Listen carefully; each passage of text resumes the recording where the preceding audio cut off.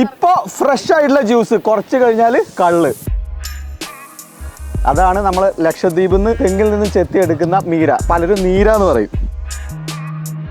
ഏറായുണ്ട് ഇവിടെ. മോർണിംഗിൽ ഒരു 5:30-6 മണി മുതൽ ഇവിടെ മീര ചെത്തി തുടങ്ങും. നമ്മളെ ഷംസാദ് അലി ഖാൻ സ്ലോ മോഷനിൽ വരുന്നുണ്ട്. അപ്പോൾ നമുക്ക് ലൈവായിട്ട് എങ്ങനെ ഇത് മീര കളക്ട് ചെയ്യുന്നത്, എന്തൊക്കെയാണ് ചെയ്യുന്നത്, ഇതിൻ്റെ ബെനിഫിറ്റ്സ് എന്താണെന്നുള്ളതൊക്കെ ഒന്ന് നോക്കാം. പരിപാടി തുടങ്ങിയാലോ? ചാടി കയറിക്കോ.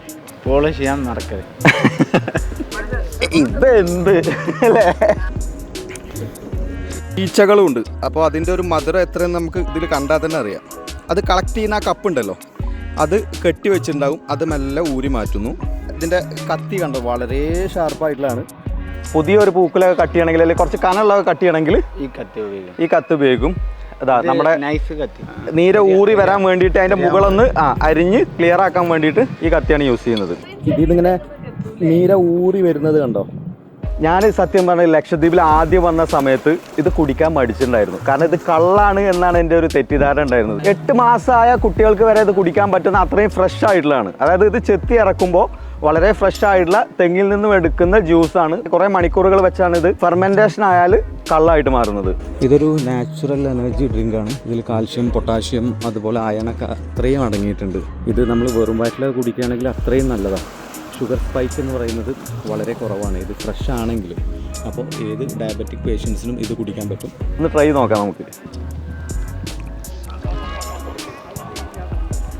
ഓ ഹെവി എന്ന് പറഞ്ഞാൽ മധുരം എന്ന് പറഞ്ഞാൽ അടിപൊളിയായിട്ടുള്ള മധുരം.